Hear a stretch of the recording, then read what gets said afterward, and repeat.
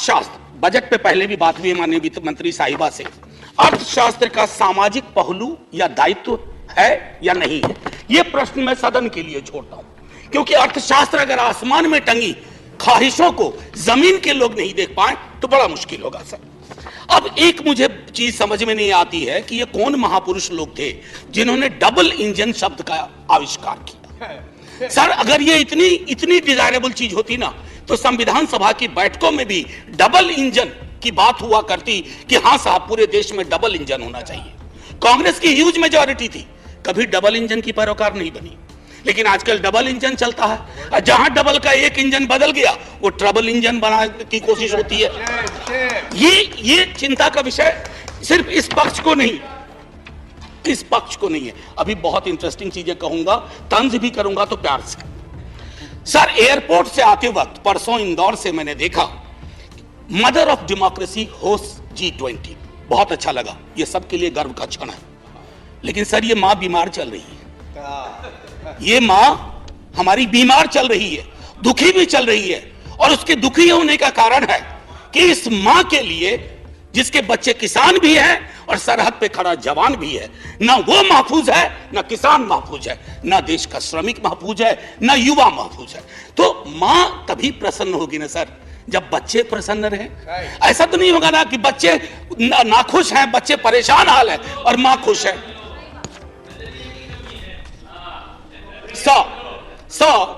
Ma'am finance minister car चलाती होंगी या कार में बैठती होंगी।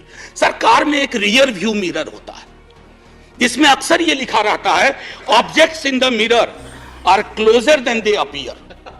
तो मैं अपनी 3-4-5 मिनट में मैं उन ऑब्जेक्ट्स का जो सब्जेक्ट से है उस मिरर पे मैं कहूंगा कि मैं माननीय वित्त मंत्री साहिबा को आपके माध्यम से रियर व्यू मिरर में जो वो कुछ चीजें नहीं देख पा रही हैं या उन्हें देखने नहीं दिया जा रहा है उस पर मैं सदन का ध्यान आकृष्ट करूं।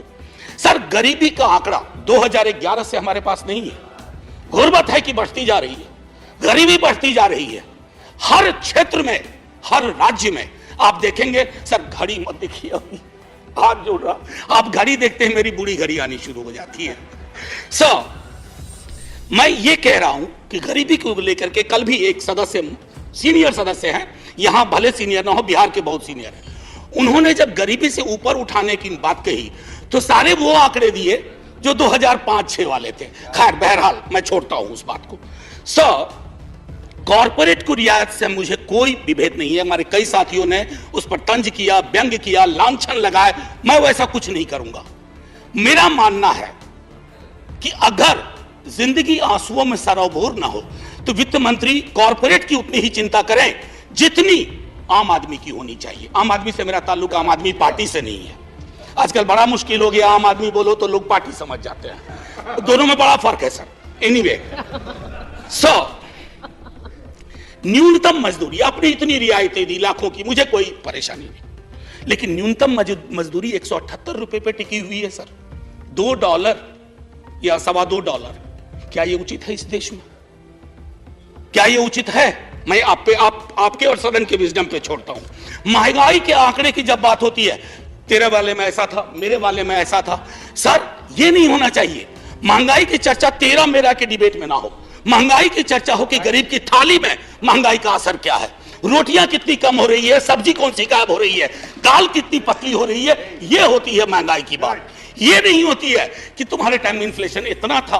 अरे साहब थाली में इन्फ्लेशन ऐसे नहीं परोसा जाता, 7.5 4.6 थाली में रोटियां जाती हैं, उसके नजरिए से इन्फ्लेशन को देखना होगा। अब आइए सर किसान की बात करें। किसान आंदोलन हुआ, आप खुद उस पृष्ठभूमि से आते हैं। मैं तो साफ तौर पे कहूं सर, किसान की चर्चा गाहे बगाहे सिर्फ इसलिए होती है कि देश को यह एहसास रहे कि अभी भी ये मूलतः कृषि प्रधान देश है। अन्यथा कृषक किसान जिस देश में, कल कई लोगों ने आत्महत्या के आंकड़े दिए, वैसे बहुत अंक देखने से, क्योंकि ये सरकार आंकड़ा प्रबंधन में माहिर है सर, जो वाला आंकड़ा पसंद आता है वो ले लेती है, बाकी कहती है तो गलत है, ये तो हमें बदनाम करने की साजिश है। मैं उसमें नहीं जाना चाहता।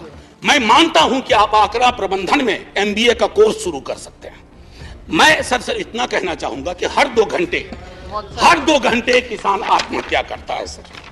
अब आइए सर बेरोजगारी की बात करें। बहुत फिर भी मैं कहूंगा, अगर आज के दिन मैं, वित्त मंत्री जी या माननीय सभापति महोदय आप, अगर हम 20-22 की उम्र में होते, बेरोजगार होते, हमारी चिंता क्या होती सर?